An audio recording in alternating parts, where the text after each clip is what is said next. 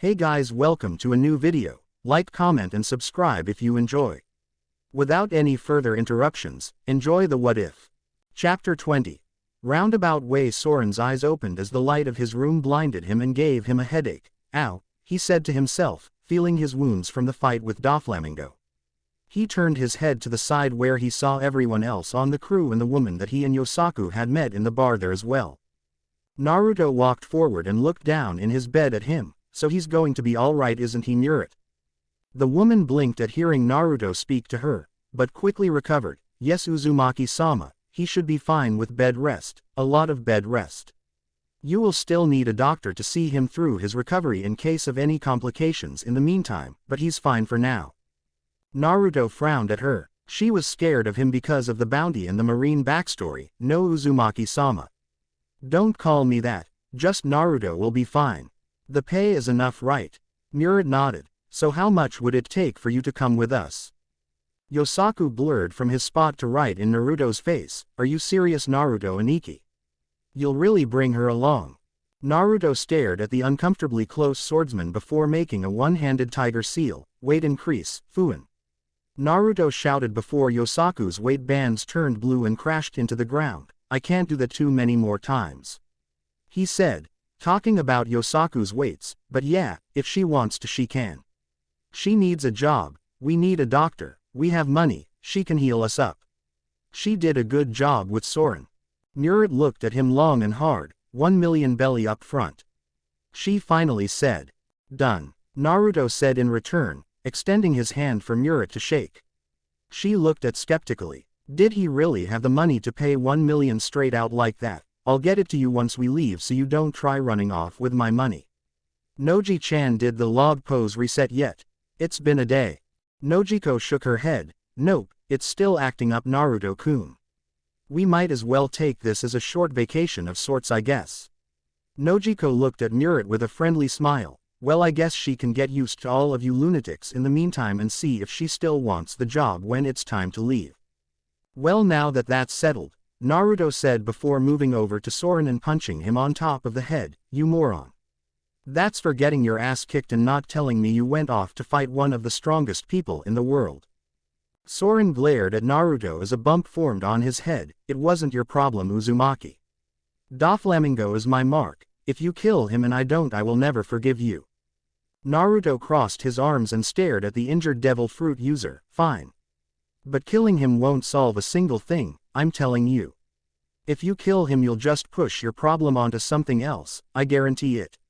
They always do. The only way he could stop Soren was by force though, and that wouldn't solve anything, it would just make Soren resent him in the end. Look, there are some people in the world that just need to die. And Doflamingo is one of them. Soren said resolutely. Naruto ignored him and continued, but actively hunting them out and making it your life's mission to carry out some vendetta makes you bitter, cynical, and jaded about life. Naruto said before realizing who he was talking to. Well, more bitter, cynical, and jaded about life.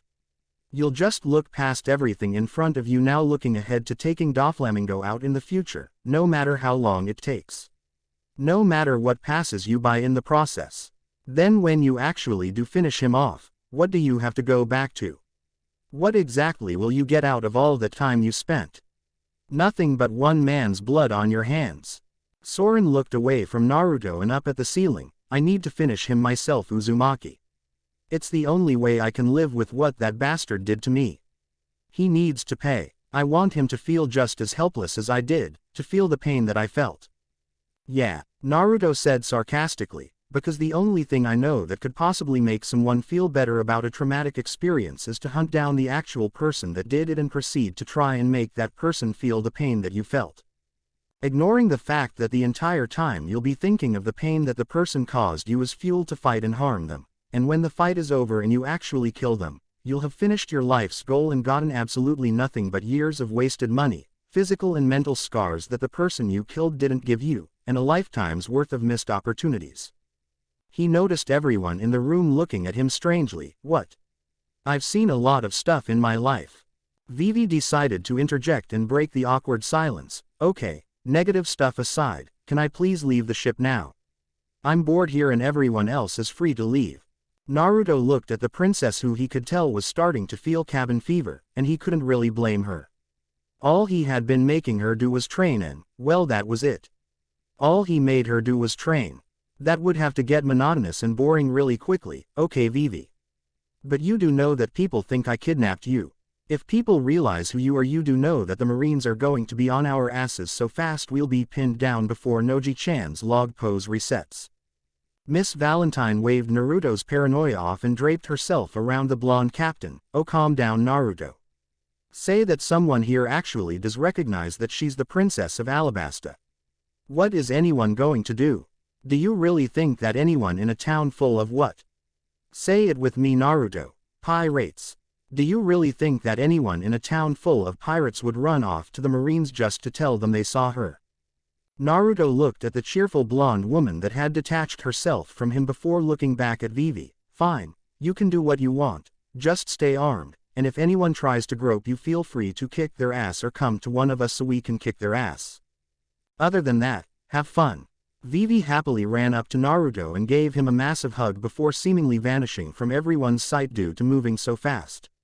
Naruto shook his head in amusement before forming a cage bunshin. Follow her, stay out of sight, and make sure she keeps out of trouble. The clone quickly followed its creator's instructions. So now what? Johnny asked from where he had been standing. We've got another day here. What's there to do in this place anyway? Yosaku looked at his most prolific partner and started listing things. Well, from what I've seen we can drink, fight, drink, sleep, get into stare-offs with other pirates, gamble, and drink. He turned to Murit. Is that about right? She sighed and nodded. That's pretty much it. It's all I've seen happen around here anyway. I've been here for a month. I don't think Bellamy was ever going to leave. He liked the attention that his bounty got around here. Everyone was scared of him and did pretty much whatever he said. Johnny looked over at Naruto. Can I take a day off Naruto Aniki?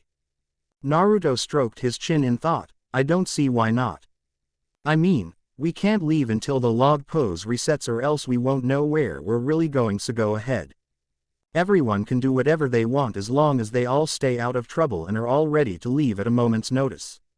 Before he even finished his sentence he noticed that the room had been entirely vacated with the exception of the bedridden Soren and Murit, who herself was sitting there blinking in shock at how fast everyone left. They could have at least waited until I was done. Shortly thereafter, Naruto left the room, followed shortly by Murit, who stood up and looked back at Soren. Stay in bed and don't move until. Yeah, Soren cut her off testily. I know the drill. I'll just sleep while the rest of them do stupid things. I've done enough drinking and fighting to last me a week anyway after yesterday. Good luck surviving out there though. Murit stopped at the door once she heard that. I've been on this island for quite some time, I think I'll be alright. Soren chuckled slightly. No, I mean good luck surviving the crew. Between Yosaku's crush on you, to everyone's manic quirks you might not make it long enough to even leave Jaya with us. He took a moment to think before adding something else, and that would really be a shame because you're damn good. I can barely even feel anything. Oh, that, she said disappearing from the doorway, her voice getting louder yet fainter as she walked away. Surgery is my specialty. If you were still in relative pain after I was done with you, I wouldn't think my skills were up to snuff, definitely not worth 1 million belly. Just go to sleep. Soren looked back up at the ceiling. Will do. He shouted down the hall at her before doing it again. Hey, can I get some more morphine? XXX with Vivi perverts, Vivi thought to herself as she walked through the town with Karu at her side. So far, since she had entered the town from the docks, she had counted 156 wandering pairs of eyes on her, 253 odd grins from the men looking at her, and 75. Hey baby, how'd you like to travel the Grand Line with a real pirate captain? I'd give you some real pleasant experiences, little girl. Make that 76 veiled and not so veiled propositions from pirates that thought that getting that far immediately went to mean that they were great. The only good thing about it all was that no one seemed to know who she was. She even went as far as believing that they thought she was local. Maybe because she was very young, she was only 16, so they must have thought she was local or something. When Naruto hit on her she knew he was joking and he was always respectful to her. She knew not to take him seriously. As a matter of fact, she actually enjoyed his comments. Except for the ones he would make when he ensnared her in his little obstacle course and manipulated her body with the wires.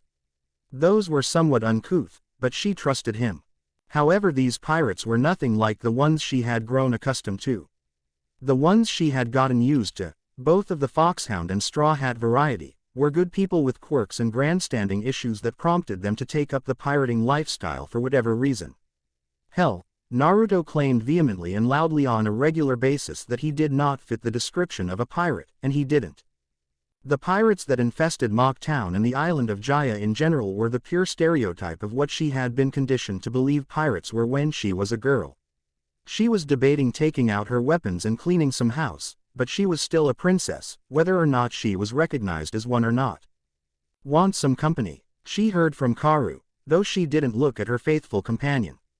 You're already here, Karu, Vivi said, grateful for something taking her mind off of the aggressively violent acts she was thinking of. Then she realized that Karu was a duck, and ducks don't talk. Well, as far as she knew, they didn't talk. I mean, she didn't think reindeer talked either, and then she met Chopper, but that was beside the point. She turned to see Naruto sitting on Karu, grinning at her. Naruto. What are you doing here? Naruto pointed at the men on the side of the street who had once been leering at Vivi, now diverting their eyes away from their general direction. They know who I am and they're scared of me. So as long as I'm here, no one should mess with you, unless they're trying to mess with me and pick a fight, and if they are, I can deal with it. What about me? Vivi said indignantly. I'm training to handle things like that. Naruto shrugged before looking down at her from the duck he was seated atop. People won't want to fight you. People will want to do other physical things to you because you're cute. So if anyone thinks you're cute enough to risk a sticking, they'll come out onto the street and challenge me to a fight. Hey, Seed of War, you don't look so tough. Why don't you bring that pretty little lady over? A man shouted, pushing himself from the side of a building and drawing a cutlass. In the blink of an eye he was pinned to the wall by his clothes, outlined by shuriken. Just like that guy did, Naruto said, still riding Karu, but with his arm outstretched from throwing the weapons. So what are you looking for out here, Vivi? Vivi looked up at Naruto with a smile. Well, you said that Luffy and his crew had been here. I just wanted to know how they were doing. Someone around here has to have met them and talked to them for a bit, right? Naruto was just a clone of the real deal, sent to escort Vivi around and keep her safe and out of trouble. He didn't care where she went or what she did, so why not just go with it? Sure. All I know is that Luffy beat up some guy named Bellamy. He had to have done more than that since being here. He reached down and grabbed Vivi's arm before pulling her up onto Karu to ride as well. XXX. On board the natural disaster, Yosaku had his sword in its scabbard on front of him as he sat on the deck. He took a deep breath and pulled it out of the sheath before placing it back inside with tears in his eyes once he saw where the blade broke off. Oh man. Why does this keep on happening to me? He asked himself desperately. First I gave my sword to Zoro Aniki when he left after the stuff with Arlong, then my other sword gets melted by Soren, and now this. You broke your sword again. Yosaku jumped to his feet fearfully as he turned to see Naruto standing nearby with his arms crossed. You have a seriously bad habit with those things. What am I going to do with you? Yosaku immediately bowed at Naruto's feet. I'm sorry, Naruto Aniki. Just don't do anything rash. I'll pay for my own new sword. Naruto rolled his eyes and grabbed Yosaku, jerking him back to his feet. Get up, you're embarrassing yourself. Murat is right there, he said, pointing over towards the helm where she had been leaning against the railing watching with an amused face. Yosaku started stammering before Naruto snapped his fingers and got his attention. That's it. I know what to do for you. And this could be one of the gifts I plan to get everyone anyway. He pulled out a scroll that Yosaku thought he was quite familiar with. Naruto Aniki, are you going to give me Samahata? Naruto blanched at that notion. Samahata? Hell no. Samahata would devour you whole if you tried to use it. But I'm giving you something related to Samahata if that sounds right to you. Naruto unsealed the scroll to reveal 6 more scrolls on the ground. He picked one up with a grin on his face. Let's see you try to break this one.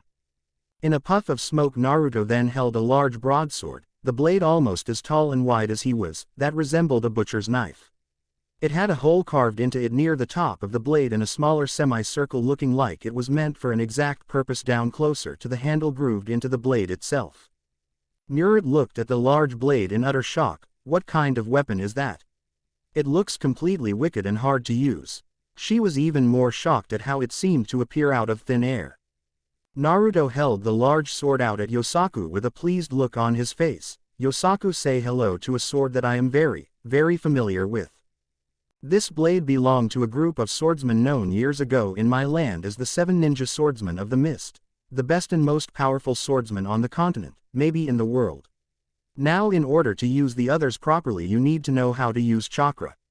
You don't, so I'm giving you this one, and I think it will suit you rather well, especially since I already have you using a sword that would qualify as oversized. Yosaku nervously took it from Naruto. He had never held a sword so fine before. He noticed that there were still even more scrolls on the deck that Naruto sealed back up into the singular one. How did he come across such weapons and why did he have them? Naruto Aniki, I can't accept this, Yosaku said. Naruto grinned at him and patted him on the shoulder. Don't give me that. Yes you can, yes you will.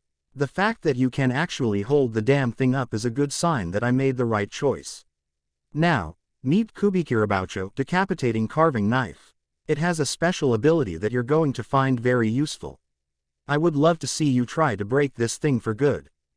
I would never let this amazing gift break, Naruto Aniki, Yosaku said frantically. Thank you so much. Naruto waved it off. Meh, don't worry so much about it. I wanted to give this to you at some point. But now I've got to get something for Johnny too. He can't use any of the other swords I have. They either don't fit his style or wouldn't work for him right because he can't use chakra. You don't need chakra to use this one, you just need to be strong. You're way stronger physically than Johnny is and this sword is just your style. Not to mention it will scare the shit out of someone that doesn't know anything about combat with swords. I know it scared me when I first saw it as a kid. Murat crossed her arm at the ongoing scene. You're a generous person, aren't you? She said to Naruto. She didn't see how anyone could mistake this guy for a ruthless killer. So far, other than the skill he had shown by pure speed, which actually was very scary, she had to admit, he had only seen an effective leader figure. Not the blood-soaked warlord in his poster, but it was undoubtedly him. What made him go off like that? Because it was obviously real. Naruto shrugged as Yosaku was still marveling at his new gift. Well, Yosaku is a strong guy.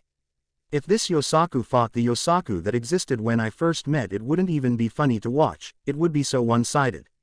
If Luffy beat your old captain with one punch, I'm sure that Johnny and Yosaku would be able to beat him.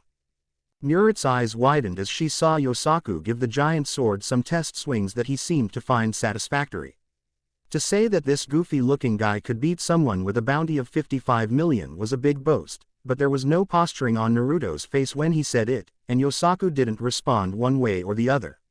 So he either knew he himself was that strong off of experience, or he believed in Naruto so much he accepted it as fact. Either way, it was seriously something to think about as she watched Yosaku skillfully go through his motions with the sword. Naruto watched and nodded in appreciation. Yeah, you see, a few months ago that would have looked so clunky and uncoordinated, and that's with a regular sword. I'm not even talking about trying to swing that monster around. Naruto was forced to turn around when he felt a tap on his shoulder. Nojiko was standing there with her hand outstretched expectantly. I want my pistol back, Naruto-kun, that is unless you broke it. Naruto grinned at her and reached inside of his sage coat. No way. I know what I'm doing, Noji-chan. He handed her the gun back, watching as she quickly inspected it. Now shoot it to make sure I didn't mess it up because you know that you want to. Nojiko finished her inspection and pointed the gun over her shoulder without looking to shoot a bottle sitting on the railing, not even turning around to make sure she hit her mark. It's fine. What did you even do to it? She asked him, ignoring Murat's rather slack jaw at Nojiko blind firing without even actually aiming and hitting her mark. Naruto led her back to the mast where he had set up a target on the one behind it. You know how I told you to hit the target behind the mast while standing right here, still? She nodded. Well, I want you to try it again. How in fuck's name am I going to pull that miracle off? Nojiko asked, trying to figure out what motion would even get a shot around the mast to even give the bullet a fighting chance at hitting her mark. Naruto moved behind her and took her hand that was holding the gun, much like the way he did when he first taught her how to shoot. "What are you doing, Naruto-kun?" Naruto drew Nojiko's arm out wide to the side and readied her finger on the trigger before swinging it inward and pressing down on her finger, forcing her to fire. Nojiko's eyes widened when the bullet seemed to curve and strike the side of the mast the target sat on.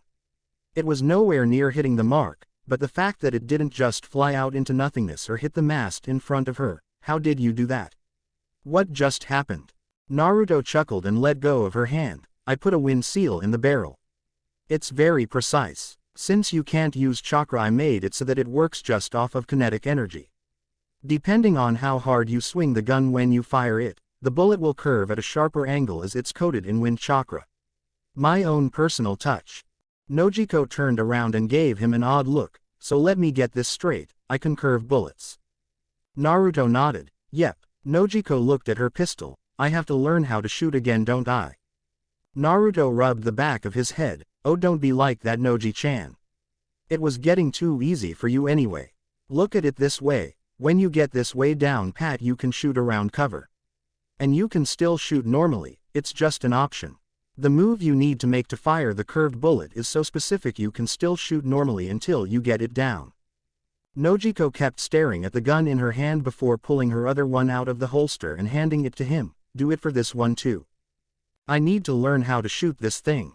She turned back towards the mast she was attempting to fire around and attempted her curved shot, only for it to miss miserably and take out quite a bit of wood. Vivi was right. We tear this ship apart."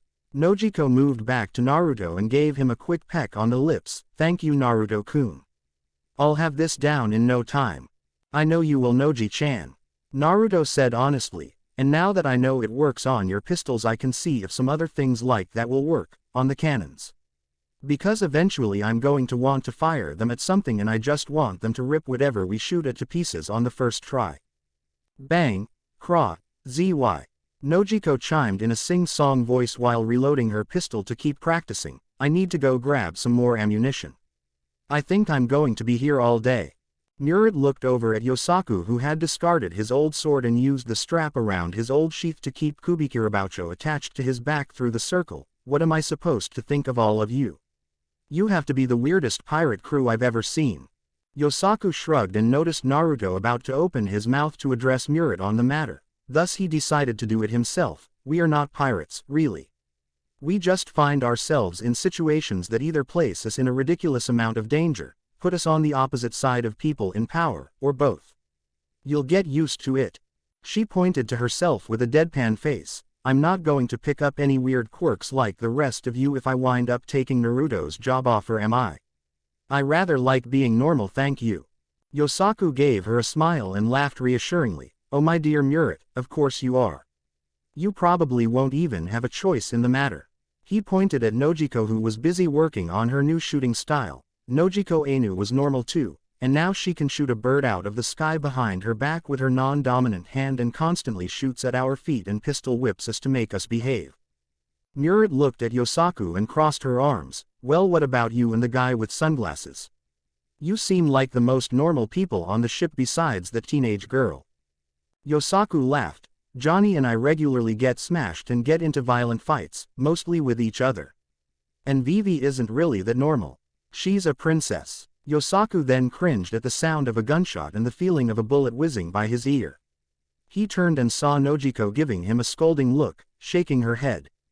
"Yosaku!" Naruto yelled at him as he walked up the side of the mast to the crow's nest to take a nap. "You give out information like that on a need-to-know basis, not just because you feel like it. Stop telling the pretty doctor lady stuff to impress her."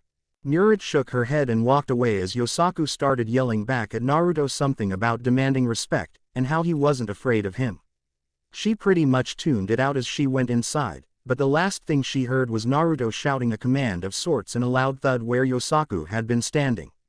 Arriving inside in the common area, she sat down on a couch to find Miss Valentine doing the same, only with a newspaper in her lap and a glass of lemonade in her hand. "You're all crazy." Miss Valentine let out a laugh. "It's fun. Trust me, I assume that being crazy is the only thing keeping half of us from going insane. She looked up at the doctor and gave her a large Cheshire grin, but you'll understand that soon enough if you come with us.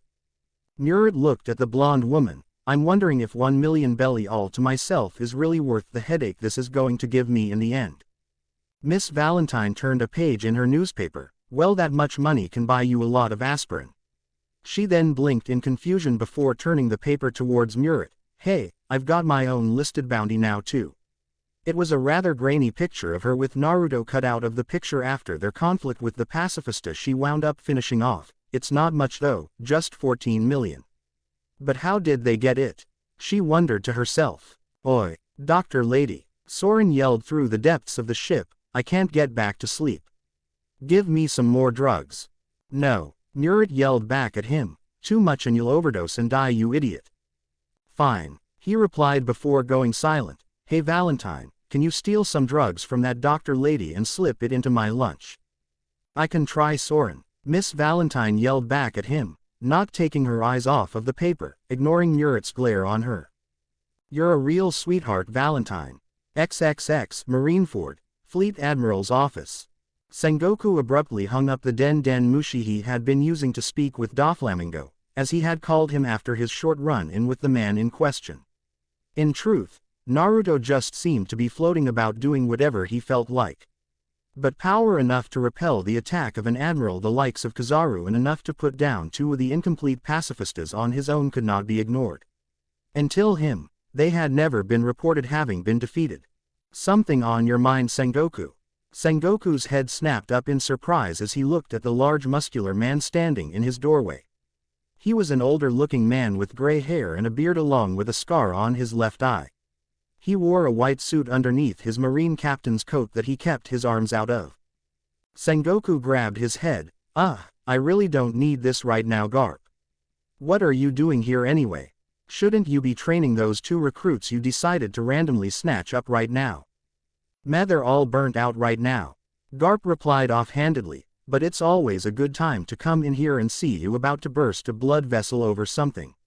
So who's the unlucky victim this time? Sengoku sighed and calmed down to explain how things were going. This new guy, Uzumaki Naruto. Ah, Garp said, cutting him off, I've heard of that kid. He looks like a little pretty boy to me, don't really see what the big deal is about him.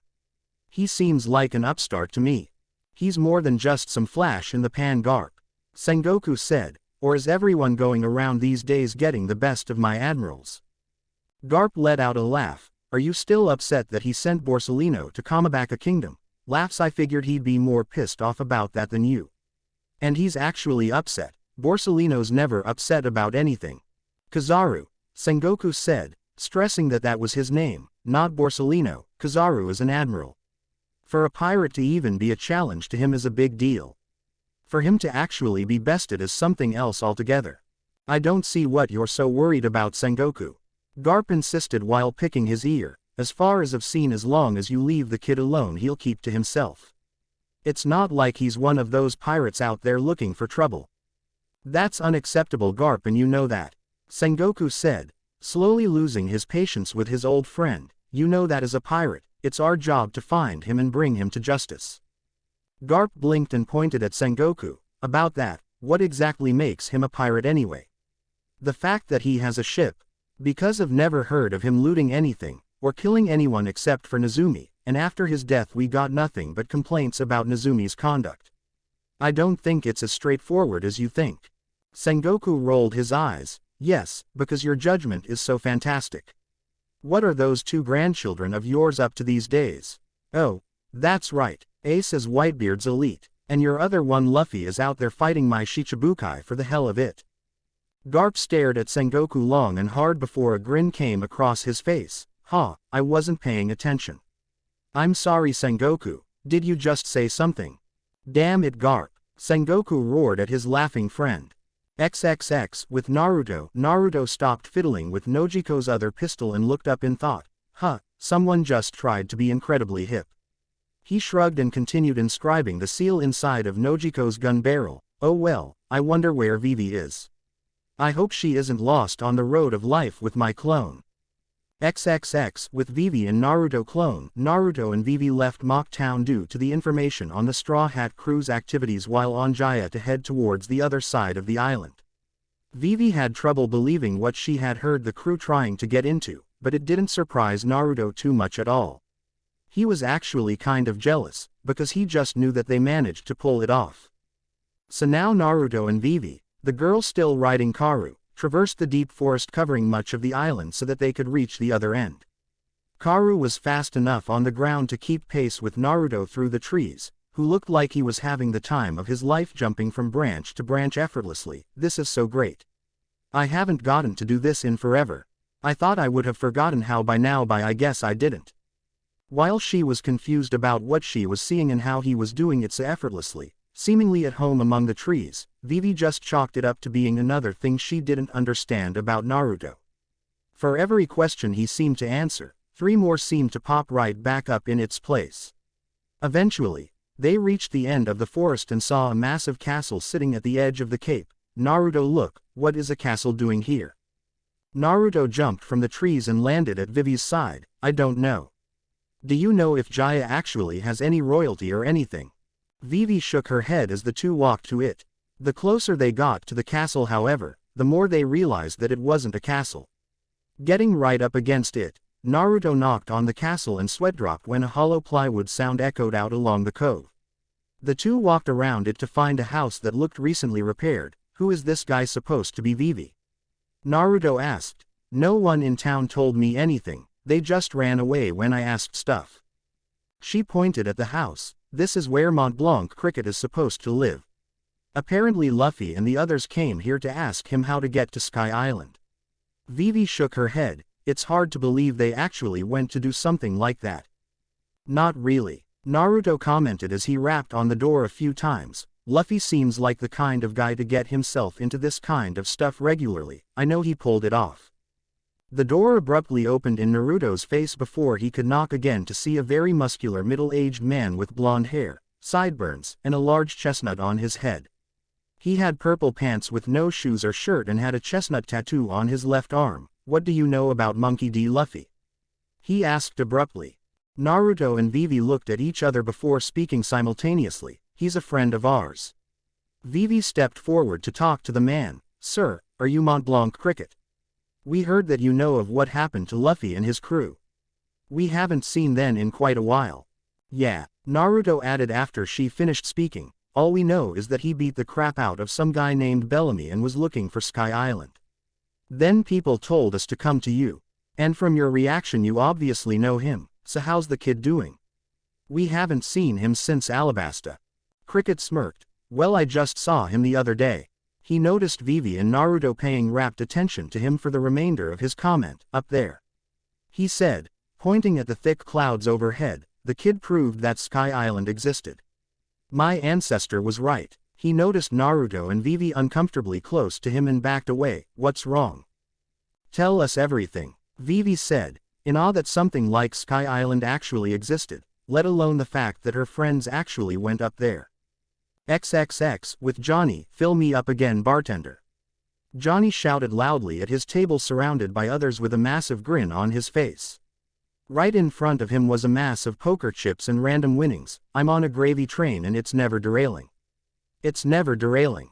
This can't be real. One of the unfortunate victims of Johnny's ongoing hot streak said in desperation. That was all of my pay.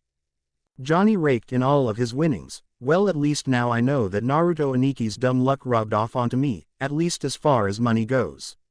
He reached his hand forward to grab the rest of his wins from one person until a large, heavy, curved knife stopped just short of impaling his hand. Johnny looked at the man that had attempted to drive his weapon through his hand and through the table for winning with a deceptive smile. I really wouldn't do that if I were you. The man that had tried to keep him from winning pulled his knife away from Johnny's hand. Why didn't he go through with it and drive it through his hand? Because Johnny just had an intimidating aura. No, because Johnny saw it coming and drew his sword. By the time he stopped his stab attempt, Johnny had placed the blade of his Uchigatana against his throat. Do you know who I am? The man said. The man had long blue hair, an open furred coat with a crossed out smiley on his chest, purple-tinted sunglasses, red and white striped gloves, and red and white striped pants. Johnny stood up, blade still at the man's throat, and walked over to his side of the table to retrieve what he won from this man. I don't know, a sore loser. Johnny pocketed his money and moved his sword away from the man's neck, resheathing it while grabbing his refilled mug of alcohol. I'm taking this, all right. He yelled to the bartender as he left. I'm big knife. Sarkis, you son of a bitch. He seethed at Johnny's back as he drank down his drink without a care. My bounty is 38 million. I don't even know who you are, you nobody. He pulled up his knife that resembled a kukri and spun it a few times for aesthetic effect. Johnny didn't turn around. He simply placed the mug on an empty table. Never mind. I finished it before I got to the door, ha. He said to the bartender, ignoring Sarkis. Sarkis didn't take too kindly to being ignored and leapt at Johnny, going into a vertical spin to cut into him like a buzzsaw with his weapon, Kyokiru, big chop. Johnny flicked his sword loose with his thumb and grabbed a hold of it once he felt Sarkis launch himself at him. Yosen Ixen primary flash. A blur surrounded Johnny's body as a silver flash circled around him once in the blink of an eye. Sarkis flew past Johnny out the door, blood trailing from where he would have clashed with him. The bar stared at him in silence, waiting for him to fall until a click signifying him resheathing his sword sounded out, followed by him walking out of the bar. Everyone ran to the door to see Sarkis laying on the ground outside, blood pooling around his body. Did Bellamy's first mate just lose in one move from that random guy? Who the hell was that guy? I think his name was Johnny. Yeah, it was Johnny. He told us right before he took all of our damn money. Sobs, I'm broke. What am I going to do now? They all watched Johnny walk towards the docks as the sun set in front of him. What they didn't see, however, was Johnny's face, which had tears of joy cascading down it from under his sunglasses. I'm badass. I'm badass. People know my name now. XXX. With Vivi and Naruto clone. As night had fallen, Naruto and Vivi, now walking beside Karu instead of riding him, walked away from Cricket's house as the man himself stood out front laughing at the shocked faces that they bore. Vivi pointed up into the air. Luffy shot the entire ship into the air and rode on clouds. Naruto rubbed his eyes and looked up. Okay, I'm torn between being upset that he might have gotten Nami hurt, and believing that he's awesome for pulling that off. I wish I could go up there. Maybe. No. Vivi shouted at him to break his train of thought. You are not going to that knock upstream and shooting us into the air. You don't even have the stuff on your ship that Cricket said you needed to get up there. Naruto scoffed. Who needs that? I'll just blow us up the rest of the way with a wind jutsu or 2 or 3. He looked up at the sky and tried to gauge the distance from the ground to the sky. You know what? Never mind. I'll leave that little adventure to him. Sighing in relief, Vivi rubbed Karu's head as they continued to walk. Good. She looked over at Naruto. So when do you think I'll be able to go home? Naruto looked over at her and saw the hopeful look in her eyes that he didn't want to have to break, but leaving her with a hope he couldn't readily support wasn't his style. Honestly, I don't know. All we can do is keep our ear to the ground and wait for any word on it. Don't worry, Vivi. I made a promise to you and Pell that I would keep you safe for as long as you were with me, and I'm not letting either of you down. What if I have to be gone for years? Wouldn't that be inconvenient to you? Vivi asked him desperately. Naruto shrugged. That would be terrible for you, but I would still keep you with me. Time isn't that big of a deal to me. And how would having you with me be inconvenient? You're one of my precious people, Vivi, and a member of my crew. Vivi looked at him awkwardly as she didn't expect him to say something so kind. So, am I officially on the crew yet? Naruto grinned at her. Nope. Sorry, Vivi. You're close, but for now you're still on probation. Vivi threw her arms out outrageously. Again with that. What exactly does it mean that I'm on probation? Naruto laughed at her reaction. It means that you need an actual job on board the ship. I thought Noji-chan told you this already. So what exactly can you do that could qualify as a job? Vivi furrowed her brow in thought. I'm not sure. Naruto tried to help her out as they began walking through the forest to get back to Mock Town. Well, let's think about it. Let's go with your practical skills. What exactly are you good at that doesn't qualify as fighting? Vivi thought long and hard, and Naruto watched her rack her brain trying to answer him in amusement. Well, if you can't think of anything, I have a job that I know for certain that you can do. Vivi had been thinking for quite a while and drawing a blank, so hearing that Naruto had come up with something came as a pleasant surprise to her. What is it? Is it something important? Naruto nodded. Yes, it is very important to me. Vivi, you can be the ship's dancer. It's perfect, because you're really cute, and everyone else knows to look and not touch.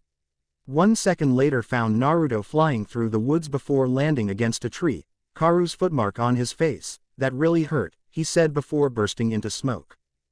Thank you, Karu, Vivi said to her foul companion as she climbed back onto the duck to ride back to the ship, fuming the entire way. That asshole. He was being so deep and helpful and then he goes and says something so stupid. Why is it every captain that I'm friends with is so stupid? And I'm not a stripper, I'm a princess. She shouted to no one in particular before stopping to think about what she said. Wait, I'm a princess, and that's an occupation, isn't it? I'm all kinds of things, but most importantly as a princess I'm a diplomat. And a crew that gets into this much trouble might need someone that can talk them out of it as opposed to just running through it like a brick wall. That's it, Karu. That's my job. Official diplomat of the Foxhound Pirates.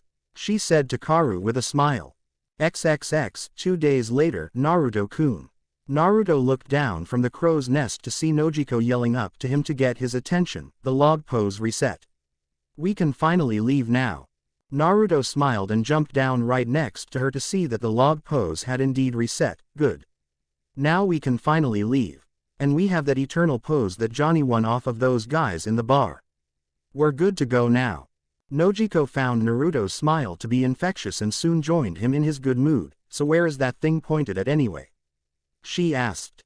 Naruto started walking back inside to tell everyone that they were about to depart. Apparently it's supposed to take us right to Water 7. Vivi, Miss Valentine, and Soren all said we should go there next no matter where the log pose tells us to go, so for the next leg we're going off of the eternal pose. Nojiko bumped up against him playfully. Well, everyone's aboard, and we're all ready to leave. I already told them the log pose reset, so don't worry about that. Naruto shook his head. Nah, I'm not. I'm just going to see if our potential new doctor is having second thoughts on coming with us. Naruto found his way to Murit's room and knocked on the door. The woman in question was sitting on her bed reading a book when they walked in. So are you still coming with us? We could really use you on the ship. Do you have the money? Murit replied audaciously, not looking up from her book, because that's all I'm really concerned about right now. Naruto laughed to himself. Murit, the money's been in here the whole time, check your desk. She dropped her book and scrambled over to the desk where she opened a drawer and saw it stacked full of grouped bills and a note on top of them that said welcome to the crew, with the crew's Jolly Roger drawn on. She shook her head and shut the drawer with a smile on her face. These people are going to be the death of me, I'm sure, but I can't bring myself to care right now. Oi, Dr. Lady, I'm not in a pleasant haze of semi-consciousness here. I demand more drugs.